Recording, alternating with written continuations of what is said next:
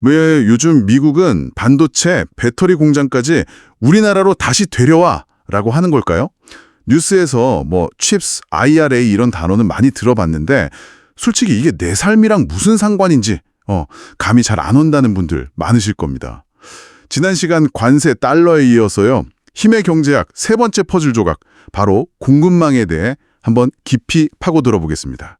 네, 오늘 이야기는 어쩌면 우리의 커리어나 투자에 가장 직접적으로 연결된 그래서 가장 현실적인 이야기가 될 것 같습니다. 칩스 법안, IRA 법안?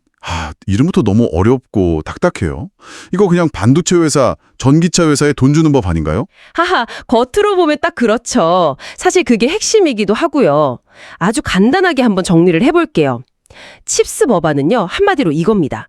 미국 땅에 반도체 공장 지으면 우리가 70조 원 쏠게. 70조 원이요? 네, 미국 안에 반도체 생산 기지를 유치하기 위한 정말 어마어마한 규모의 보조금 정책이죠. 와, 스케일이 다르네요, 정말. 그럼 IRA는요? 이름은 인플레이션 감축법이라면서요? 그게 참 이름이랑 실제 내용이 가장 다른 법안 중 하나일 겁니다. IRA는 훨씬 더 노골적이에요. 핵심은 이거죠. 미국이나 우리 편나라에서 만든 부품으로 북미에서 조립한 전기차에만 보조금 최대 7,500달러 줄게. 사실상 미국 중심의 전기차 배터리 공급망을 아예 새로 짜겠다는 선언에 가깝습니다. 인플레이션 감축은 그냥 명분일 뿐이고요. 들어보니까 결국 우리 땅에 혹은 우리 편에 공장 지어라. 그러면 혜택 줄게. 그냥 이 말이네요. 이런 흐름을 묶어서 리쇼어링, 프렌드 쇼어링 이렇게 부르는 거고요. 정확합니다. 예전에는 제일 싸게 만들 수 있는 곳, 중국 같은 나라로 공장들이 막 나갔잖아요. 근데 이제는 지정학적 리스크가 없는 곳으로 옮기는 거죠. 그게 미국 본토면 리쇼어링, 믿을 수 있는 동맹국이면 프렌드 쇼어링, 이렇게 되는 겁니다. 그럼 여기서 진짜 궁금한 게 생겨요. 이게 그냥 제조업이 무너진 러스트벨트 같은 지역에 일자리 만들려는 일종의 국내용 경제정책인가요? 아니면 정말로 국가 안보, 즉 힘 때문에 이 판을 새로 짜는 건가요? 바로 그 지점이 오늘 이야기의 핵심입니다. 당연히 두 가지 이유가 다 있는데요. 본질은 후자, 즉 힘에 압도적으로 가깝습니다. 물론 미국 노동자들을 위한 좋은 일자리, 이런 명분은 국내 정치적으로 아주 잘 통하는 카드죠. 중국으로부터 미국을 지킨다는 안보 논리랑 미국인 일자리를 되찾아온다면 경제 논리를 동시에 잡을 수 있으니까요.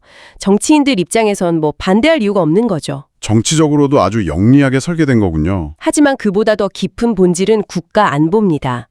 더 이상 경제랑 안보를 분리해서 생각할 수 없게 된 시대적 배경이 깔려 있거든요. 공장을 짓는 게 국가 안보랑 어떻게 그렇게 직접적으로 연결되는 거죠? 좀 더 구체적인 사례가 있을까요? 혹시 코로나 초기에 마스크 한 장 구하기 정말 어려웠던 때 기억나세요? 기억나죠. 돈이 있어도 마스크를 살 수가 없었잖아요. 맞아요. 전 세계 마스크 생산의 상당 부분을 중국이 하고 있었는데 수출을 통제하자마자 미국을 포함한 전 세계가 그냥 패닉에 빠졌었죠. 의료진조차 마스크가 부족했으니까요. 더 충격적인 사례도 있습니다. 2022년에 러시아가 우크라이나를 침공했잖아요. 근데 수천 킬로미터 떨어진 독일의 자동차 공장들이 줄줄이 멈춰섰습니다. 전쟁이랑 아무 상관없어 보이는데 말이죠. 그 얘기 조려주었어요. 반도체에 들어가는 무슨 희귀가스 때문이라고 했던 것 같은데. 네, 바로 네온가스입니다. 반도체 공정에 꼭 필요한 핵심 가스인데 전 세계 공급량의 거의 절반이 우크라이나에서 생산됐거든요. 전쟁으로 공급이 딱 끊기니까 첨단 자동차에 들어갈 반도체를 못 만들게 되고 결국 공장 정체가 멈춘 겁니다. 이런 사건들을 겪으면서 전 세계 리더들이 정말 뼈저리게 깨달은 거예요. 돈만 있다고 되는 게 아니구나. 핵심 물자는 남의 나라를 믿으면 안 되는구나. 그래서 오늘 드릴 말씀에 가장 중요한 비유가 이겁니다. 과거 안보의 최전선이 38선 같은 국경, 즉 DMZ였다면 21세기의 최전선은 바로 공급망입니다. 공장이 비무장지대라는 비유가 굉장히 흥미로우면서도 좀 섬뜩하게 들리네요. 그게 무슨 뜻이죠? 과거의 전쟁은 탱크나 미사일이 중요했죠. 하지만 지금은 어떤가요? 최첨단 반도체 칩이 없으면 F-35 스텔스 전투기도, 이지스함도, 인공위성도 만들 수가 없습니다. 사실상 전쟁의 승패가 하드웨어 성능만큼이나 그 하드웨어를 만드는 핵심 부품 공급에 달리게 된 거죠. 그러니까 최신 전투기를 설계할 능력이 있어도 거기에 들어가는 그 손톱만한 칩 하나를 제때 공급받지 못하면 그냥 고철덩어리가 될 수 있다는 거군요. 바로 그겁니다. 그런데 여기서 미국의 근원적인 공포가 시작돼요. 현재 전 세계에서 가장 진보된 그 7나노 이하 최첨단 반도체의 92%가 어디서 생산되는지 아시나요? 대만이요. TSMC. 설마. 그래서 만약 중국이 대만을 침공하거나 봉쇄하면? 네, 바로 그 시나리오입니다. 미국의 모든 첨단 산업과 국방 시스템이 그 순간 마비될 수 있다는 공포. 이게 현재 미국 국방부랑 백악관이 가장 심각하게 여기는 안보 위협 시나리오 중 하나입니다. 그게 바로 TSMC를 애리조나 사막 한가운데로 끌고 간 이유군요. 정확합니다. 물도 부족하고 숙련된 인력도 비싸고 모든 면에서 대만보다 비효율적인 그 사막에 무려 90조 원을 들여서 공장을 짓게 한 이유죠. 이건 순수한 경제 논리로는 절대 설명이 안 되는 결정입니다. 대만에 대한 절대적인 의존도를 줄이기 위한 일종의 군사적 보험이자 유사시에 대비해서 핵심 기술을 자국 영토 안에 인질처럼 잡아두는 안보 정책인 셈입니다. 그런데 그건 미국한테도 양날의 검 아닌가요? 그렇게 비효율적인 곳에서 만든 반도체는 당연히 비쌀 텐데 그 비용은 결국 소비자들이나 기업들이 떠안아야 하잖아요. 안보를 위해 경제적 효율성을 희생하는 건데 이게 인플레이션을 더 부추길 수도 있고요. 아주 중요한 지적입니다. 실제로 그 논쟁이 미국 내에서도 이제 막 시작됐어요. 안보를 위해 비싼 반도체를 쓸 것이냐, 아니면 위험을 감수하고 저렴하고 효율적인 기존 공급망을 유지할 것이냐. 현재 미국 행정부의 선택은 전자인 거죠. 그 비용을 보조금이라는 형태로 국가가 일부 부담하겠지만 장기적으로는 산업 전체의 비용 상승으로 이어질 수밖에 없습니다. 안보를 얻는 대신 효율성과 낮은 물가를 일부 포기하는 대가를 치르는 셈입니다. 듣고 보니 이런 미국의 움직임이 제3세계나 개발도상국 입장에서는 좀 다르게 보일 수도 있겠어요.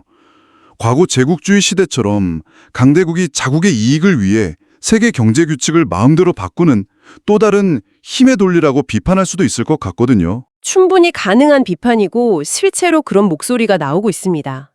자유무역과 효율성을 기반으로 성장해온 만인 국가들한테는 미국이 갑자기 안보라는 명분으로 새로운 장벽을 치고 우리 편에 줄 것을 강요하는 것처럼 보일 수 있죠.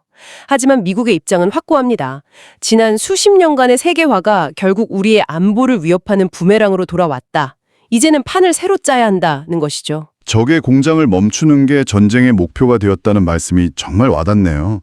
그렇다면 그 최전선에 서 있는 삼성이나 현대차 같은 우리 기업들은 사실상 민간인 신분으로 전쟁에 참여하라는 압박을 받는 셈인데 이 압박이 구체적으로 어떻게 나타나고 있나요? 현대차의 사례가 아주 극적입니다. IRA 법안이 발표된 직후에 미국에서 잘 팔리던 아이오닉5 같은 전기차들이 하루아침에 보조금 대상에서 제외됐습니다. 경쟁자인 테슬라나 포드보다 한 대에 거의 1,000만 원 가까이 비싸게 팔아야 하는 상황에 처한 거죠. 소비자 입장에선 당연히 보조금 받는 차를 사겠죠. 이건 뭐 미국 시장에서 철수하라는 말처럼 들리는데요. 현대차 경영진도 똑같은 압박을 느꼈을 겁니다. 그리고 내린 결론이 뭐였을까요? 55억 달러, 우리 돈으로 약 7조 원 이상을 투자해서 조지아에 전기차랑 배터리 전용 공장을 짓기로 결정했습니다. 이것은 단순한 해외 시장 공략을 위한 투자가 아닙니다. 미국이 주도하는 새로운 경제 블록에 참여하기 위한 일종의 멤버십 비용을 내는 것이고 우리는 당신들 편이라는 걸 공장으로 증명하는 충성서약에 가까운 행위입니다. 삼성전자가 텍사스에 TSMC가 애리조나에 수십조 원을 들여 공장을 짓는 것도 다 같은 맥락이겠군요. 칩스 법안의 보조금을 받으려면 그리고 더 중요하게는 미국 시장에서 사업을 계속하려면 어쩔 수 없는 선택이고요. 그렇죠. 최근에 제가 만난 한 대기업 임원이 이런 말을 하더군요. 요즘은 기술 동향 보고서보다 국제정세 보고서를 더 깊게 봅니다. 기업의 생존이 기술 혁신뿐만 아니라 지정학적 줄타기에 달리게 된 시대를 상징적으로 보여주는 말이죠. 기업 입장에서는 정말 헷갈리겠어요. 미국에 지는 이 거대한 공장이 미래 시장을 선점하기 위한 투자인지 아니면 보조금 제외나 관세 폭탄 같은 위험을 피하기 위한 보험료인지 혹은 그냥 내기 싫은데 어쩔 수 없이 내는 보호세 같은 건지 그 성격이 무척 모호하게 느껴질 것 같아요. 아주 정확한 표현입니다. 투자, 보험료, 보호세의 성격이 모두 섞여 있는 거죠. 그리고 사실상 선택지가 없다는 걸 기업들이 너무나 잘 알고 있습니다. 안 하면 관세 폭탄 맞고 보조금에서 밀려나서 시장에서 퇴출될 수 있으니까요. 결국 그게 미국이 설계한 판이군요. 맞습니다. 미국은 관세, 보조금, 각종 규제라는 도구들을 정교하게 조합해서 동맹국과 기업들에게 요구하는 겁니다. 우리 편에 서고 싶으면 너희의 가장 중요한 공장과 가장 좋은 일자리를 가져와서 우리의 안보 방패 역할을 함께 해라 라고 말이죠. 이 논의를 이제 한국 전체의 입장으로 확장해 볼 필요가 있습니다. 아시다시피 한국은 수출로 먹고 사는 나라고 안보, 기술, 금융 모든 면에서 미국이 설계한 시스템에 깊숙이 엮여 있습니다. 그렇기 때문에 이 공급망 재편은 절대 남의 집 불구경이 될 수 없습니다. 우리 산업 구조에 명운이 걸린 문제입니다. 특히 우리는 미국과 중국 사이에 끼어 있으니 더 복잡한 상황이겠네요. 최대 교역국과 최대 동맹국 사이에서요. 전형적인 샌드위치 딜레마죠. 미국은 중국에 첨단 반도체 장비 팔지 마, 기술 유출하지 마 라고 압박하고 중국은 미국 편만 들지 마, 너희 최대 시장이 어딘지 잊지 마 라고 압박합니다. 그래서 우리 기업들은 첨단 기술과 관련된 생산은 미국 중심으로 재편하면서도 거대한 중국 내수 시장을 완전히 포기할 수도 없는 정말 위험한 줄타기를 할 수밖에 없는 숙명에 놓여 있습니다. 알겠습니다. 그럼 이런 거대한 흐름 속에서 저희 같은 평범한 개인은 무엇을 생각하고 준비해야 할까요? 솔직히 이런 이야기는 너무 거시적이라 제 삶과 직접적인 연결고리를 찾기 어려울 때가 많거든요. 두 가지 관점에서 아주 구체적으로 생각해 볼 수 있습니다. 첫째는 커리어의 관점입니다. 앞으로 유망한 산업, 안정적인 좋은 일자리가 어디서 나올지 이 거대한 힘의 방향 속에서 읽어야 합니다. 예를 들어 미국의 반도체나 배터리 공장에 들어갈 소재, 부품, 장비 국산화에 성공하는 한국 기업들은 앞으로 엄청난 기회를 맞을 수 있겠죠. 반면에 과거처럼 최종 소비재를 만들어서 중국 중산층에 파는 사업 모델에 크게 의존해온 기업들은 이제 비즈니스 모델 자체를 재검토해야 할 수점이고요. 내 직업의 미래를 생각할 때도 이 지정학적 변화를 반드시 고려해야 하는 시대가 된 겁니다. 내 회사가 어느 줄에 서 있는지 혹은 서려고 하는지를 봐야 한다는 말씀이시네요. 변화를 모르고는 이제 올바른 판단을 내리기 어렵습니다. 과거에는 효율성이 기업 가치를 평가하는 가장 중요한 척도였어요. 그래서 생산 비용을 낮추려고 모든 공장을 중국에 지은 기업이 좋은 평가를 받았죠. 하지만 지금은 어떤가요? 그런 기업은 지정학적 리스크가 가장 큰 기업이 됐습니다. 이제는 안정성과 회복 탄력성이 효율성보다 더 중요한 가치가 된 시대입니다. 지금까지 이야기를 종합해보니 정말 하나의 그림으로 맞춰지네요. EP1에서 다뤘던 관세, EP2의 달러, 그리고 오늘 다룬 공급망까지. 이 세 가지가 전부 미국이 힘을 쓰는 각기 다른 도구인 셈이네요. 네, 명쾌하게 정리해 주셨습니다. 지난 세 번의 이야기를 관통하는 이 세 가지 힘의 성격을 한 줄로 요약하자면 이렇습니다.